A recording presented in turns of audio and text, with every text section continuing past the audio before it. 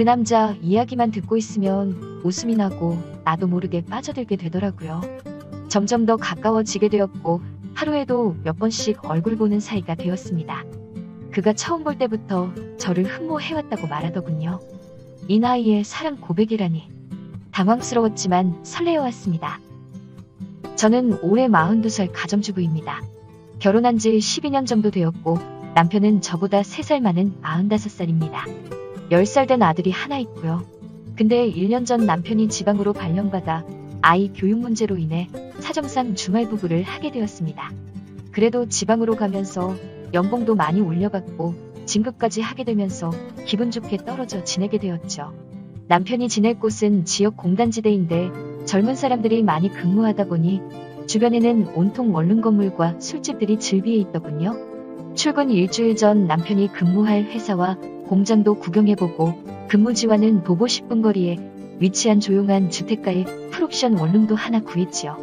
그리고 그날 바로 입주했는데 남편은 원룸에서 처음 지내는데 집들이 따닥따닥 붙어있는 것이 마치 모텔 같기도 하고 내 집처럼 느껴지지 않는다며 어디 놀러온 것 같다며 아이도 없고 오랜만에 신혼 때처럼 분위기 한번 내보자더군요. 이제 40을 막 넘어선 남편 말로는 자기는 아직은 한참 때라면서 내가 너무 보고 싶다며 주말마다 나 만나기만을 손꼽아 기다린다고 합니다. 한 달에 2번은 내가 신랑한테로 내려가고 2번은 신랑이 본집이 있는 서울로 올라오며 지냈습니다. 결혼 12년 차쯤 되면 볼 거 못 볼 거 다 본 사이에 강산이 몇 번이나 변했을 세월인데도 불구하고 남편은 꾸준하게 절 사랑해주고 위해주는 편인데 주말 부부로 지내니 더 애틋하게 대해주고 볼 때마다 아주 환장을 합니다. 특히 한 달에 2번씩 신랑한테 내려가는 날에는 특별한 걸 준비하기도 해요. 집에서는 아이 때문에 신경 쓰여서 못하는 것들을 여기서 지내는 동안은 원 없이 한번 해보고 싶다고 해서 저도 그러라고 했습니다. 이렇게 말하면 남편과 사이에 크게 문제가 없어 보이겠죠.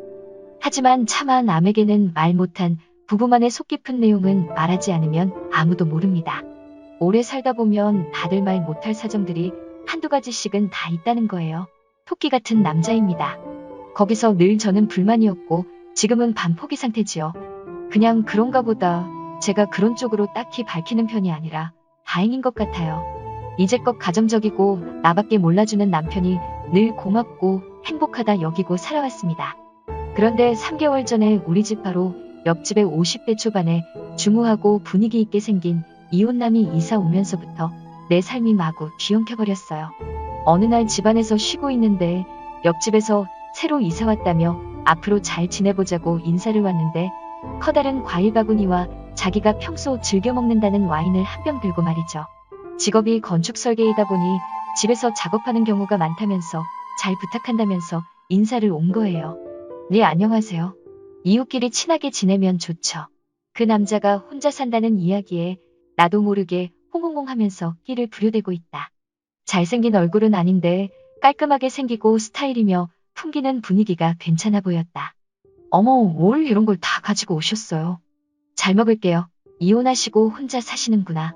저도 남편이 지방에 근무하고 있어 주말 부부로 지내고 있어요. 처음 보는 남자한테 주말 부부 이야기는 왜 한 거지? 아차 싶었다. 혹시나 그 남자가 날 해픈 여자로 생각하지는 않을까 싶었기 때문이다. 들어와서 차라도 한잔 하시죠 그랬더니 처음 뵙는데 여자 혼자 있는 집에 그건 실례인 것 같다며 차는 다음에 하자며 돌아서 갔다. 다음날 저녁 갈비찜을 해 먹으려고 마트에서 장을 보고 있는데 옆집 남자가 생각났다.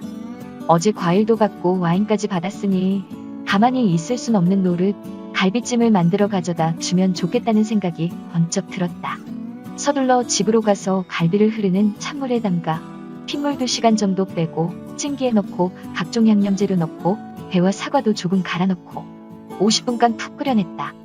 간장 양념 베이스라 짭조름하니 밥과 먹으면 밥도둑이 따로 없다며 내가 하는 요리 중 가장 자신 있는 음식이었다.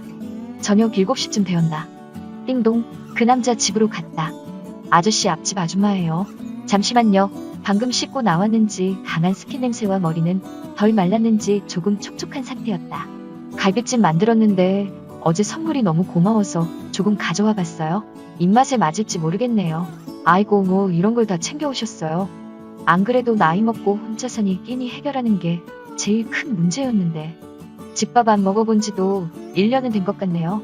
너무 잘 먹을게요. 잠깐 들어와서 차라도 한잔하라고 한다. 내가 잠시 망설였더니 괜찮다며 처음 보는 사이도 아니고 정 신경 쓰이면 현관문을 열어두자고 했다.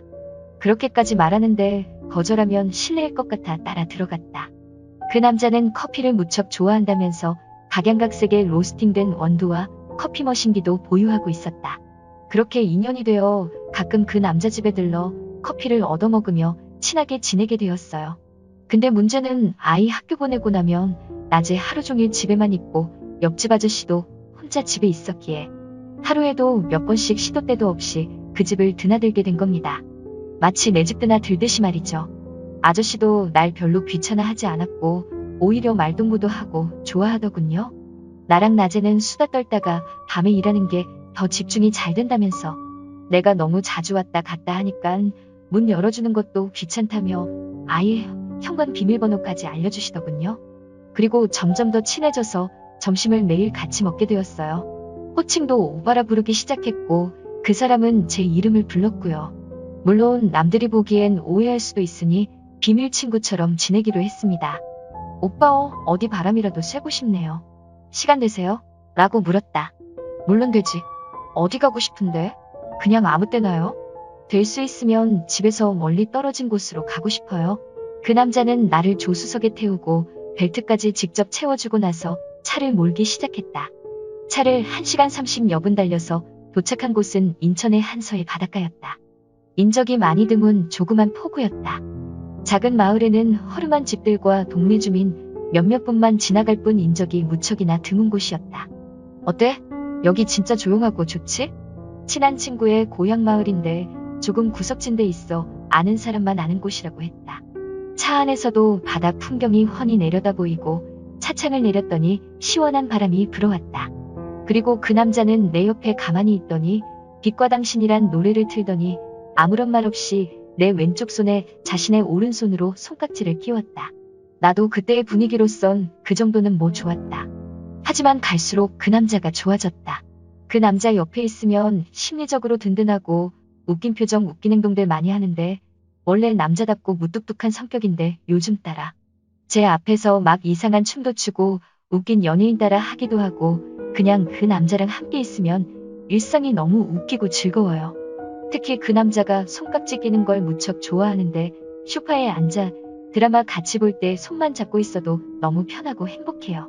어릴 적 첫사랑과 연애 때처럼 데이트하고 별 다른 거 없이 그냥 마주 앉아 커피만 같이 마셔줘도 그 남자가 사랑스럽고 너무 좋네요.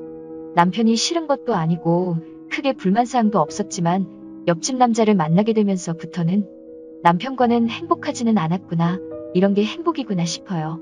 남편은 저와 아이 먹여 살리느라 멀리 지방까지 내려가 혼자 지내며 일하고 있는데 저는 딴 남자에게 한눈이 팔려 이런 생각이나 하고 있다니 제 자신이 한심스럽다는 생각이 들면서도 서로가 너무 잘 맞고 새로운 세상에 눈을 떠주게 한 것 같은 행복감을 주는 그 남자가 너무 좋은데 어쩌면 좋을까요?